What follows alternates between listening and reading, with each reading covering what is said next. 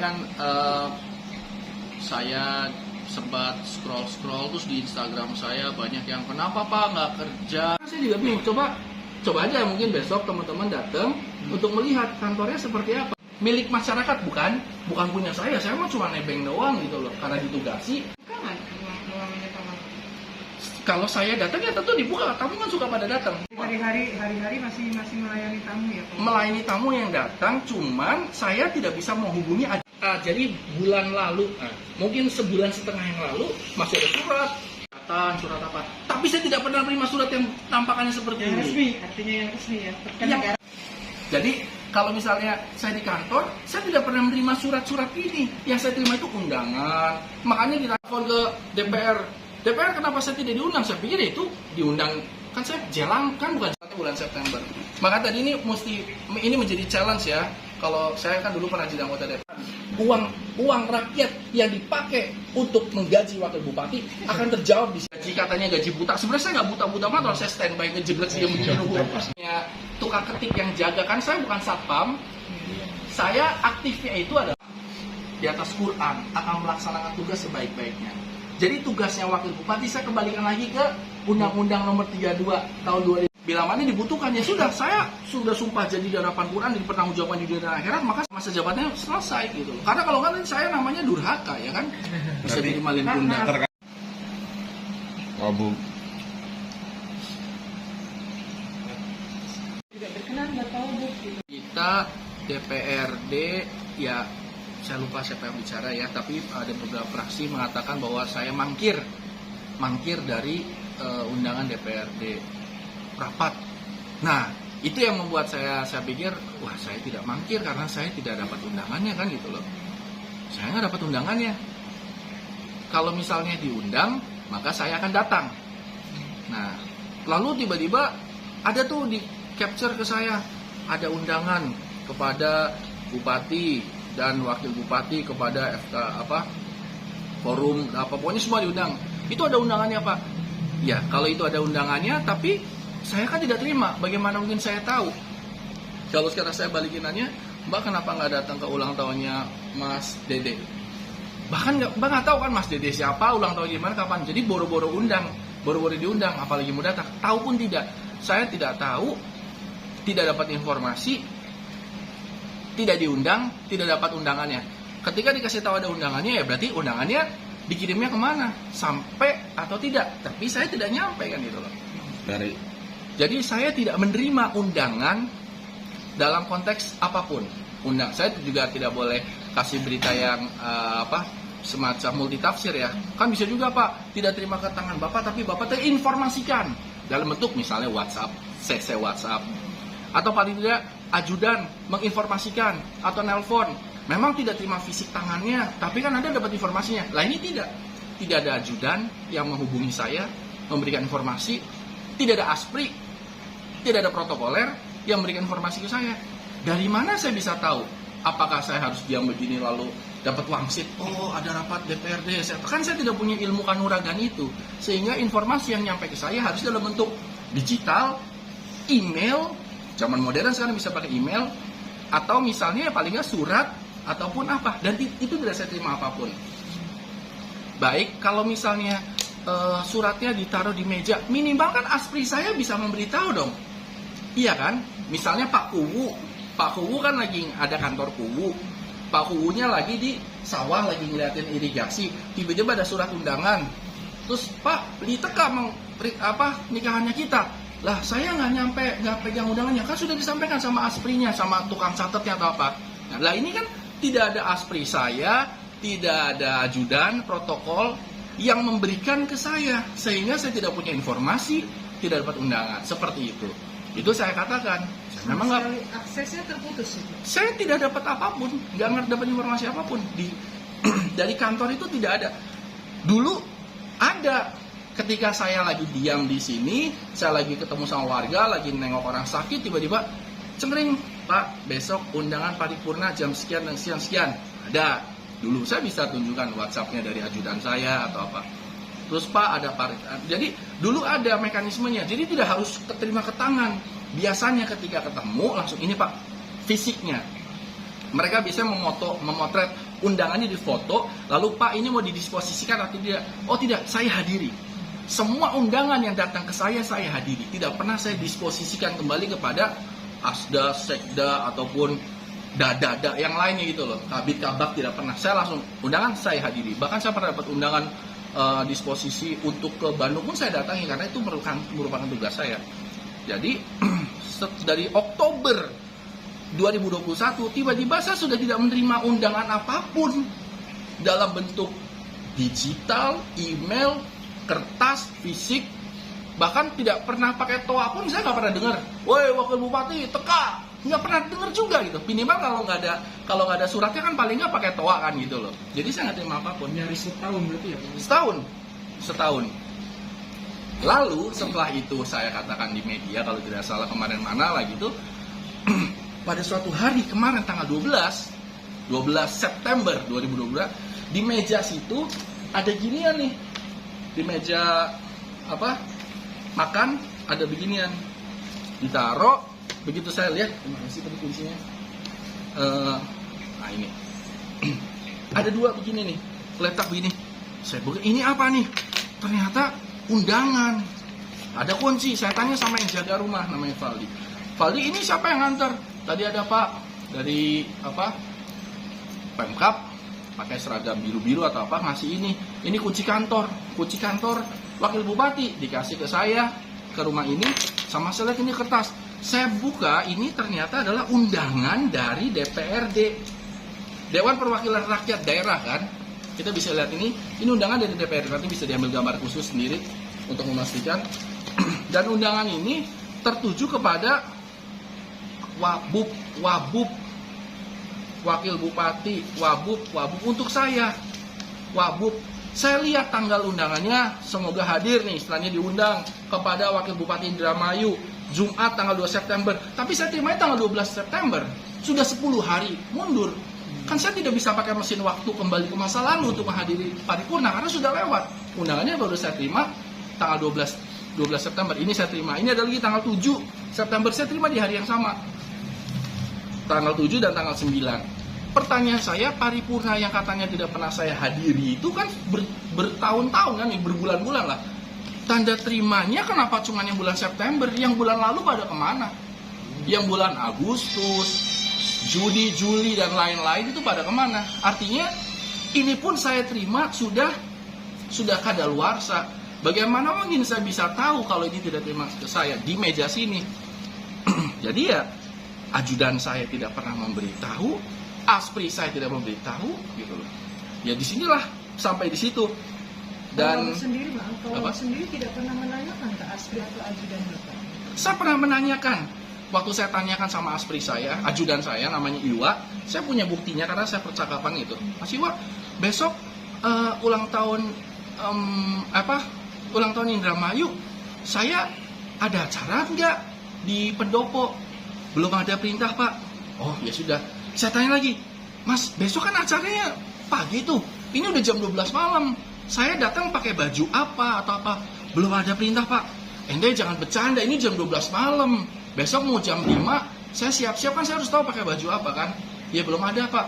Kata dia, oh ya sudah. Lalu saya dapat undangan tuh, dikirim secara fisik. Undangan untuk datang ke DPRD. Ya saya datanglah ke DPRD karena ada undangan fisiknya.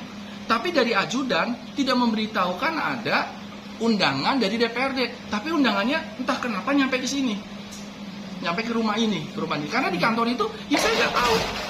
Saya nggak tahu, nggak ada surat, nggak ada email. Malah saya bertanya, saya menanyakan. Sampai seperti itu. Jadi ya memang kalau ada undangan, kenapa sih saya nggak datang? Saya nggak bisa datang karena saya nggak tahu jamnya jam berapa dan pakai baju apa, temanya apa yang mau dibahas apa, saya nggak tahu. Gitu. Pak, Ya.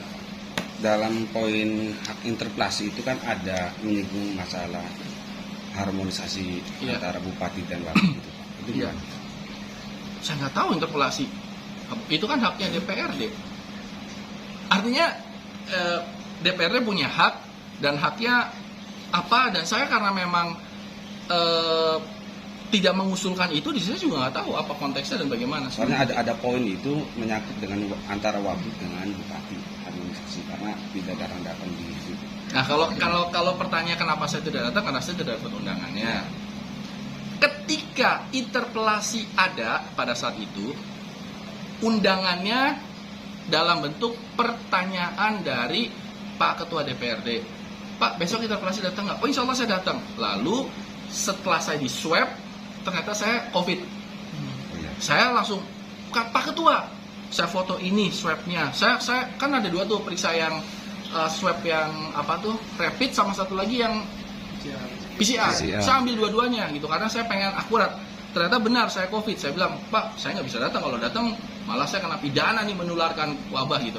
Oh ya sudah, pada saat itu. Jadi saya nggak tahu apanya. Keputusannya pun saya juga nggak tahu. Hasil report kesimpulan rapatnya pun juga saya nggak tahu. Cuman ketika diundang by WhatsApp oleh Ketua DPRD, saya pun siap datang.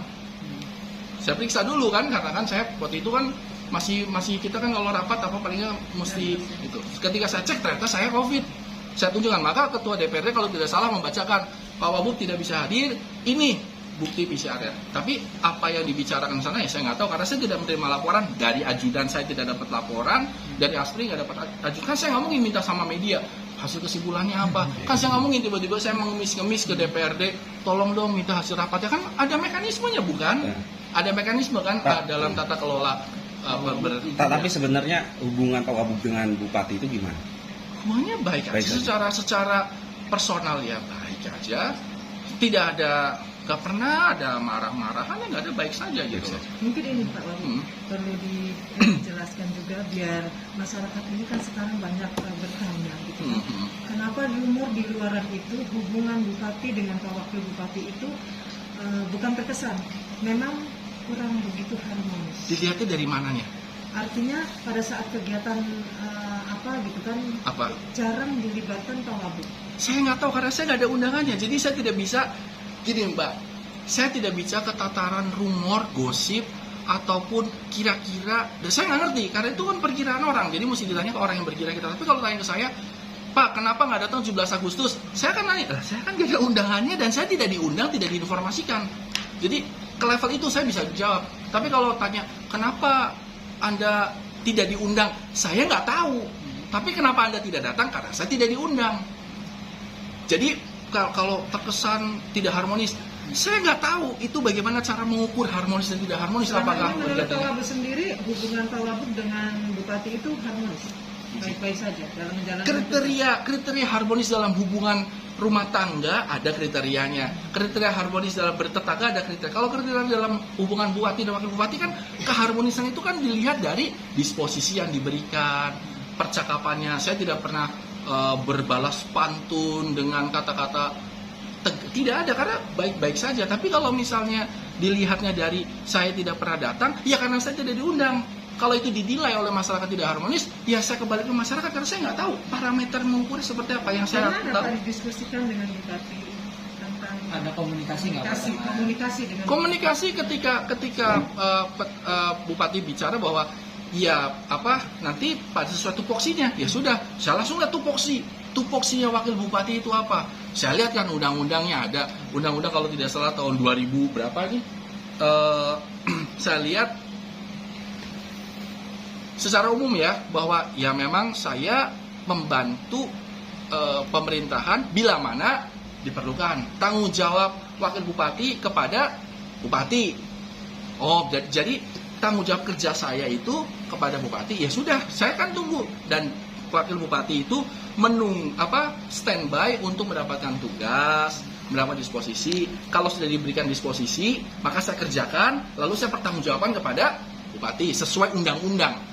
Lah kalau misalnya belum ada tugasnya, ya berarti kan ya sudah saya standby. Jadi kalau ditanya wakil bupati ini kerja atau tidak, saya bekerja standby 24 jam selama bertahun-tahun ini, 1 tahun paling tidak setahun terakhir lah standby untuk sedang bertugas ya Pak, ya sedang menunggu disposisi.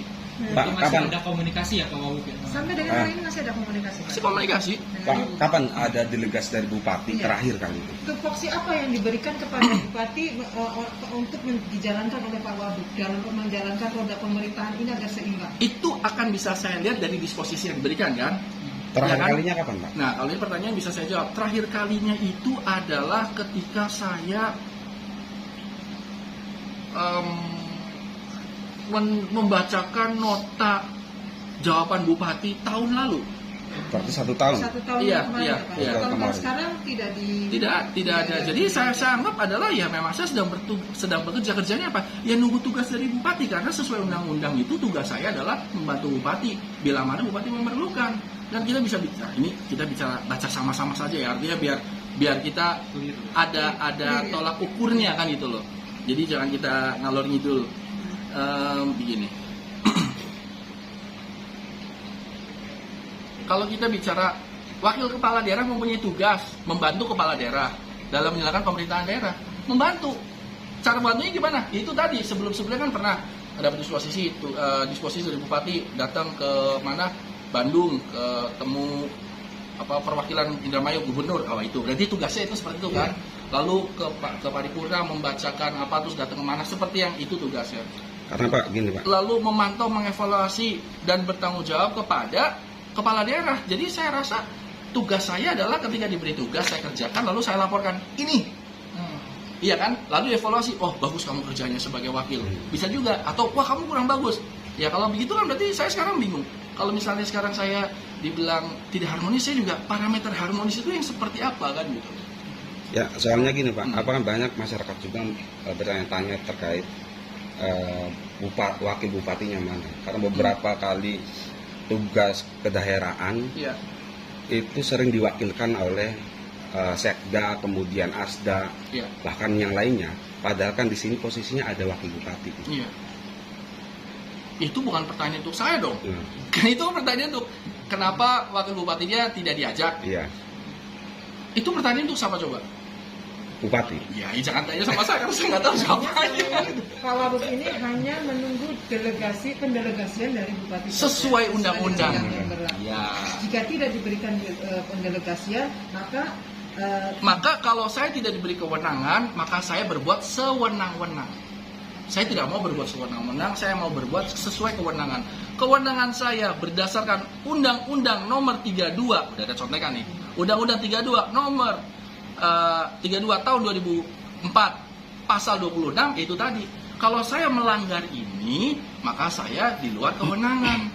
Jadi saya tidak mau tiba-tiba saya bilang demi ketertiban. Lah, kan saya bukan polisi, berarti saya sewenang-wenang gitu loh. Atau sekarang tiba-tiba saya ngajar di depan SD itu. Lah, kan saya bukan guru, saya wakil bupati, tugasnya apa? Sesuai Undang-Undang Nomor 32 tahun 2024 pasal tersebut tadi mengatakan bahwa saya membantu bupati yang mana bila mana ditugasi. Ya sudah, saya standby saja. Pak Wagub izin banyak beredar bahwa Pak Wagub itu tidak pernah ngantor, itu benar tidak sih Pak? Nah, parameter tidak pernah ngantor itu ada parameter atau tidak? Parameter tidak pernah ngantor atau pernah ngantor, sering ngantor, tidak ngantor itu dari mana parameternya? Seperti itu kan? Ada absensi yang saya bolos nggak? Ada tidak? Anda bisa tidak menunjukkan absen saya bahwa saya bolos? Saya tidak pernah bolos. Selalu ada. Saya standby. Jadi kalau saya ini kamu bilang kamu bilang sering ngantor, nih kamu nggak pernah ngantor, ini absennya kamu fail. 1 minggu kamu cuma datang 1 hari, 2 hari. Jadi artinya ya harus ada parameter ya, karena ini kan bukan bicara kalau saya sebagai artis ya, kita bicara gosip, kita bicara perasaan. Ketika kita menjadi pejabat negara, maka ada aturan yang mengatur dan kita sesuai aturan saja gitu. Aturannya apa? Jadi saya jalankan aturan.